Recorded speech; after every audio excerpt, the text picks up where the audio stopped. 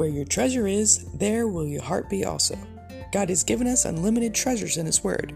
Every time we open it, we can discover a new treasure or admire an old one. What will we find today? Let's dig in.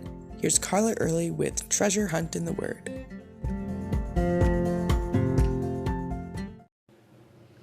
Tenacious is my word for today. It means to keep a firm hold of something, cling or adhere closely to something, not readily relinquishing a position, principle, or course of action, determined, persistent. This is the word that comes to mind when I read about Elisha in 2 Kings 2. Years before, Elisha had been minding his own business, plowing his field, when Elijah came along and threw his cloak over his shoulders, calling him as a prophet of God. Immediately, Elisha burned his bridges, quite literally, slaughtering his oxen, cooking them, using his plow to make a fire. No more farming for him. He became Elijah's servant, witnessing how God worked firsthand, learning from Elijah, being his companion.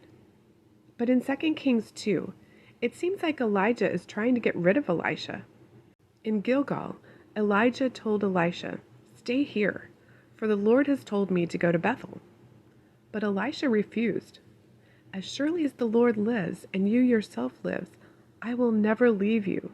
Elisha was like, "Nope, this is my calling, to follow you, and that's what I'm going to do." Elijah didn't argue, so they traveled to Bethel together. But then it happened again, when the Lord called Elijah to Jericho. Elijah tried to leave Elisha behind, but Elisha would not cooperate. Then in Jericho, the same thing. No one knows why Elijah seemed to be trying to ditch Elisha. Maybe he was just testing his servant's loyalty and perseverance. But Elisha knew that Elijah was about to leave him. God revealed this to him, and the godly men called the sons of the prophets confirmed this along the way. Elisha didn't know how this would happen, but he was determined to be there when it happened. On the other side of the Jordan, Elijah asked Elisha, "What can I do for you before I'm taken away?" And Elisha requested a double portion of the Spirit of God, like the double portion an oldest son would receive upon his father's death.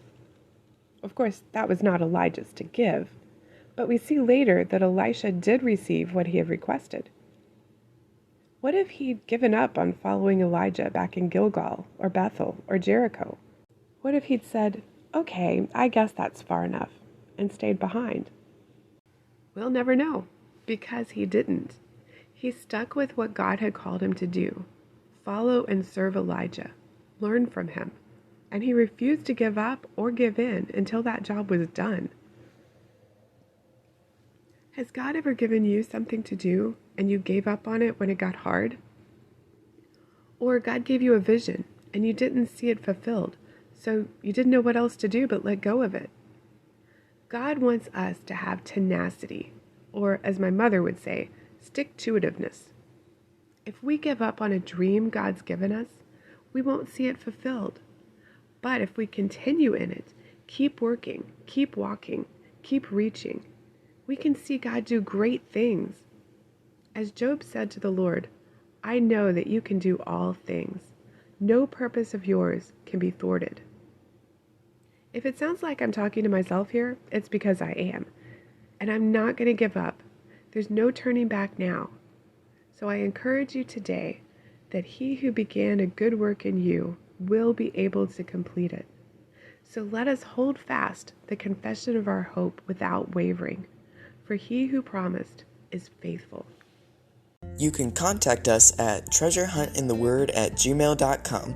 We'd love to hear the treasures God has given you through His Word. You can listen to other episodes at our website, which you can find in the description below. Thanks for listening, and remember, where your treasure is, there will your heart be also.